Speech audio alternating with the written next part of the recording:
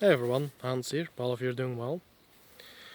Today I wanted to make a comparison between child labor and public schooling. Did you, by the way, know that if you really counted out the hours, the homework, the going back and forth to school, that on average you have between, well, let's say 45 and a half to 60 and a half hours a week? Is that actually okay that we put children through that? Or is it because that you have a, well, or how shall one put it? There are those who have jobs that are that long. You think still that because you're doing a job for that many hours, it's still okay to put children through that? Aren't you grown up?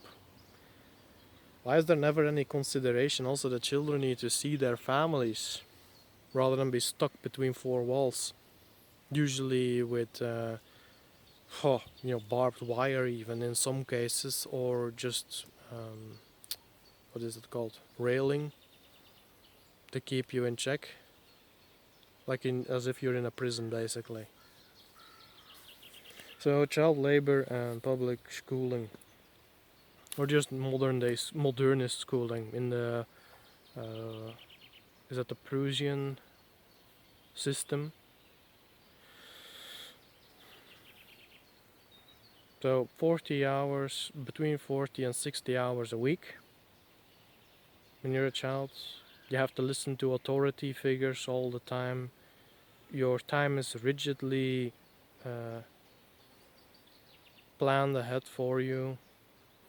You have to accomplish all manner of tasks put in front of you, doesn't matter how useful or useless they are. Um, and if you're lucky, you have an authority figure in front of you that is actually capable and a good person. Oh, and also these authority figures have usually different senses of virtue and villainy than the parents. Is there any talk about that? So,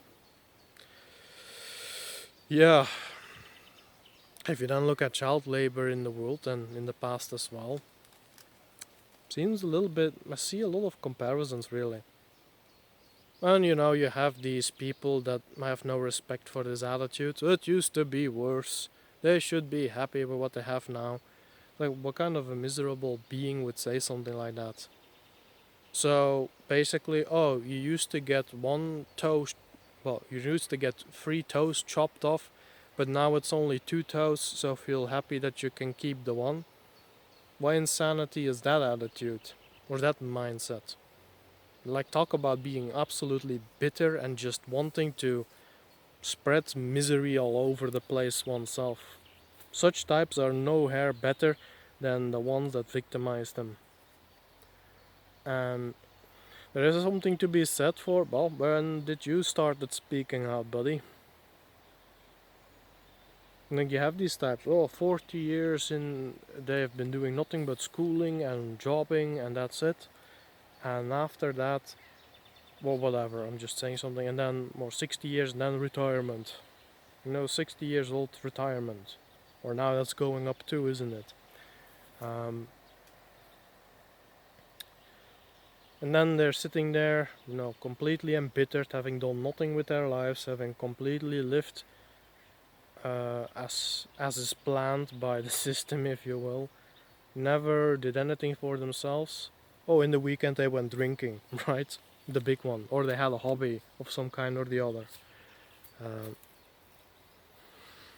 Completely bitter, and then they see these young people who still, are trapped in the same system as they were, but they're just jealous of that youth, those opportunities still ahead of them, and in their bitterness, no, no, keep them clamped down like I was. Ugh. I can't believe such people, myself, honestly. I've been part of this system too. I would not wish that on anyone. But apparently, some miserable types do. I have no respect for that whatsoever. Disrespect, even. Mm, yeah, but I wanted to make that comparison. Why do I want to do that? Is because maybe we need to have a few changes again. How was it before? Well, before all of these rigid systems, I dare say that, yeah, everyone had to work hard in the past too. But you also had leisure time as you saw fit.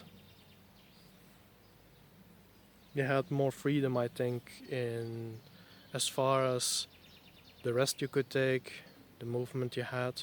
And some people will say, yeah, but what about the feudal times? You know, it wasn't any better. You were just supposed to be on the field all the time and do whatever. Yeah, but then we're still talking about this system, right? And I suppose, most people need a certain system to have as a guideline through their lives. And that is okay for those who want to. Or, have it absolutely rigid for those who are absolutely neurotic. That is their business. Um, but then you keep it to yourself. When we were still tribal, let's say, though, I believe there was a lot more freedom. Yeah, I suppose you had to work hard, but that's not because some maniac with a whip was going at you. It was more to do with, well, you needed to survive, and if you didn't do what you needed to, guess you were gonna go hungry, and that might have been it for you. That is mostly ordained by nature, then, not by, well, men, I suppose. Evil types, as I would call it, the controlling pathological types, the neurotic ones, psychotic, even. Yeah.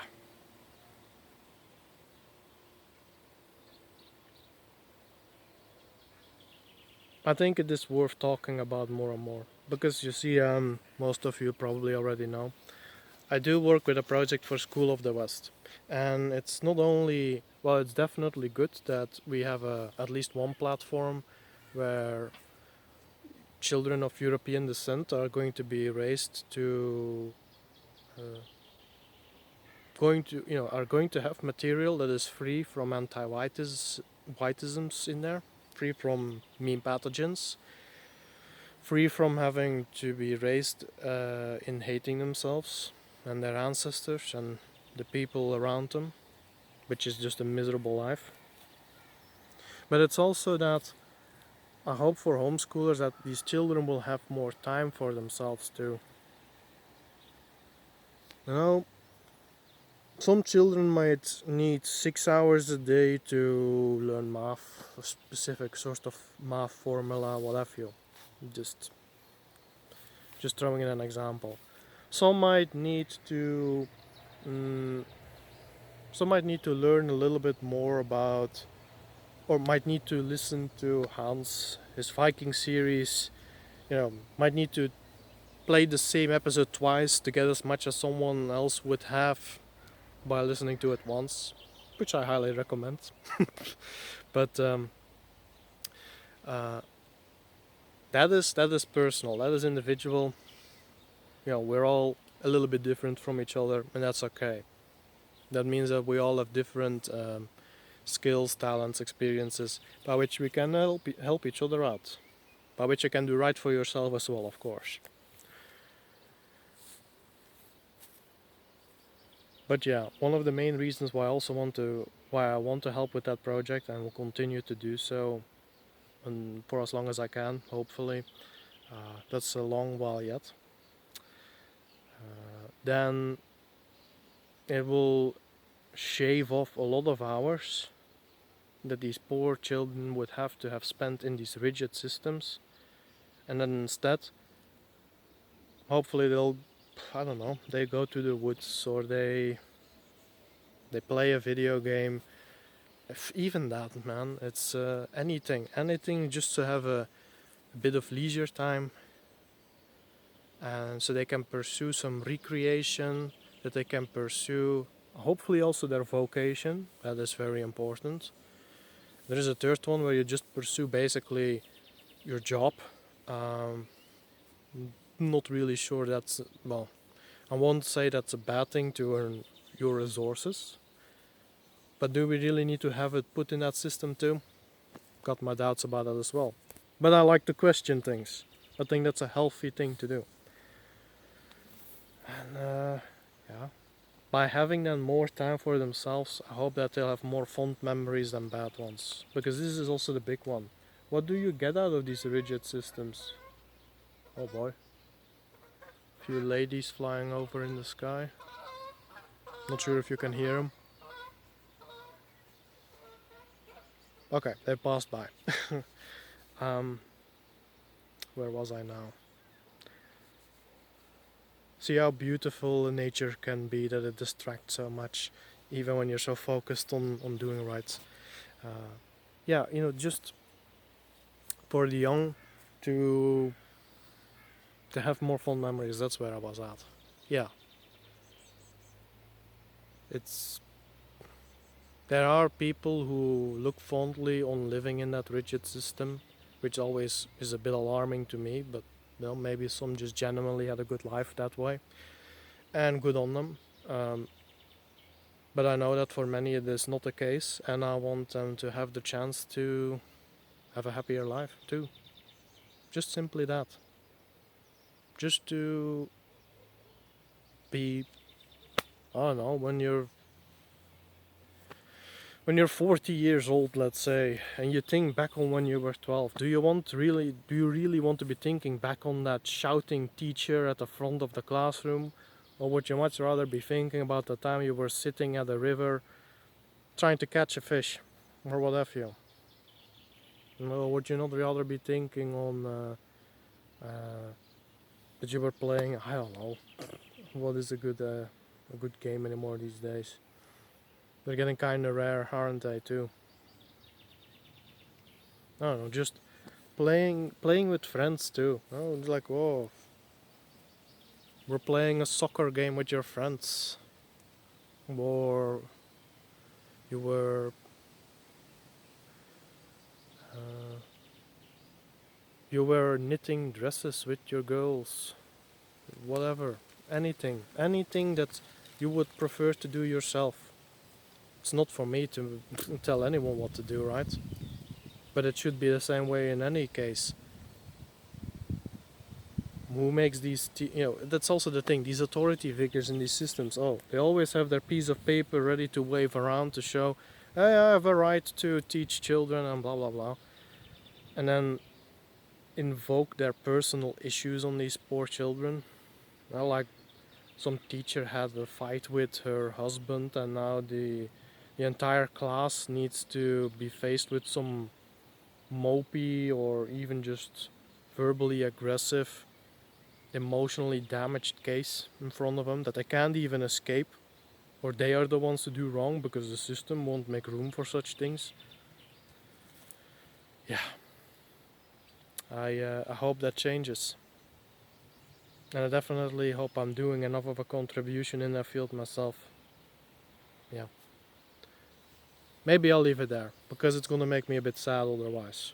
I really don't like thinking about it, but that makes it all the more important that I bring it up in my eyes. And well, I know that there are good teachers out there. I know that there are good people who do partake in the system too. But then I ask you, if you really like to do your work, maybe why not partake in these homeschooling projects? And I'm certain that most of these projects, yeah, it's at its infancy, School of the West now, but I think eventually some people might earn something with that. And if once they can get an earning, I hope that a lot of good teachers who are part of the system will make that step to say, you know what, I'm not partaking in the system anymore. I'm gonna go more free. And how much better does that then need to be? Wonder who caught what I just said.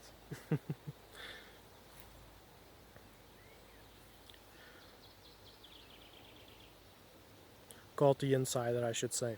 There was one more thing I wanted to bring up, and it's not necessarily a more joyous topic, but it's nonetheless an important one. It's the looking at ourselves, which kind of plays in on the earlier one. Where are we actually still in need of improving our society, and how can we as individuals partake in that? Everyone is going to have his personal views on that, and that's fine. Some people might be a little bit in the dark, or how do you say that, a bit unsure. That's all fine and well. You have time, or I hope you do. System won't allow you to. Well, I'm not sure what I can do with that for you. Maybe that in and of itself should be a red flag, a warning for you.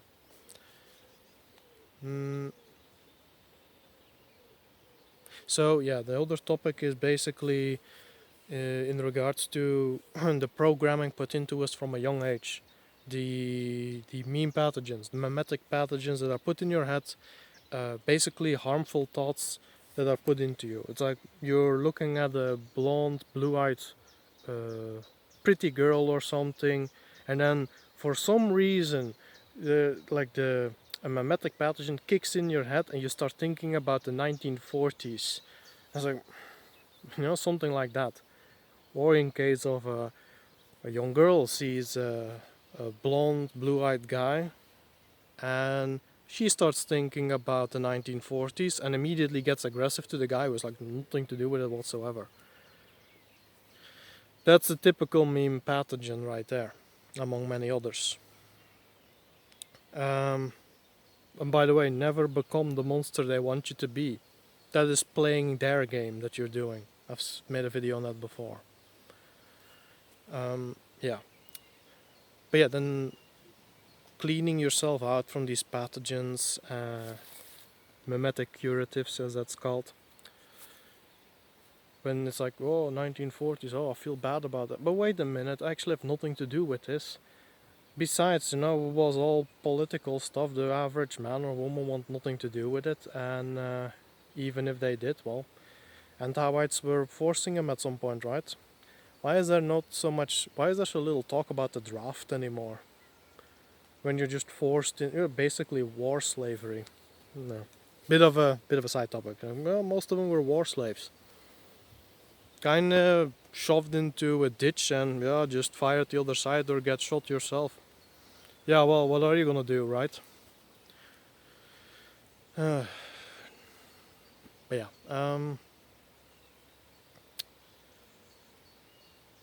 then to look at ourselves, and deal with these pathogens. That's a big one. But then how often do we let these pathogens get the best of us and allow us to be, to harm be done upon ourselves? Or another meme pathogen is something, individualism in the modernist sense, where it's like, oh, I'm just me, I'm just an island. That's a meme pathogen. Did you know? If you believe that you're really your own man, doesn't exist. Man is a group species. Seriously, we are. And or people who say, well, ancestry means nothing, those people are dead, it's not my issue. Oh well, but you're still walking on the streets that they built, you're still going dressed in the clothing whose techniques they developed to make that clothing, if all of these things, you're still living by the knowledge of working a field, because you're living off the produce of those fields that was passed down to you, buddy. You do owe your ancestors more than you could ever possibly imagine. But when you start thinking like that, it becomes a matter of honor in a sense. You feel more responsible, and you want to do right, and you feel a reason to be outraged at these anti-whites who keep messing with everything. Now the anti-white will say poison the entire field because pesticides are necessary apparently. It's like, no, maybe you would need to look at I forgot his name. No way. Is this philosopher who also had written a book on looking at a farm as an organism in and of itself, and his name eludes me. It's just that that's a bit. I'll get back to that at some point. I'll write it in the comment section. That man needs a mention too. But basically, you can then start defending yourself. And a lot of these old philosophies, also of the ancestors, not even that long ago, 100 years maybe, 150 tops, there were a lot of highly intelligent, good men. And some of them were non-whites, but they followed the Western strand of things, so that is white man's thinking, right? Not in whose path they followed, even if they were non-white. So, oh well, There is something to be said there. I definitely hold appreciation for their efforts too. But I won't allow them to be a cause for white erasure either, because then it turns anti-white. You see me do this? Like, these are memetic curatives that take place, or have been fed from memetic curatives. It can all make sense for the better, but you have to have it make sense. You need to work on that. That is what a lot of our people still are not willing to do. They're still just willing to listen to the loudest voice in the room, and then they're surprised they get taken advantage of. It's like unbelievable. But that's why I want to bring that up. And thus, it's actually many of us, it's our own fault that we do not do our due diligence. We'll just follow what is easiest. And for some people, that is just because they've been going through a lot. They just need that moment to rest, and I can forgive that. But then there are plenty who have been in it a year, a few months. It's like that should be technically enough time to start doing better.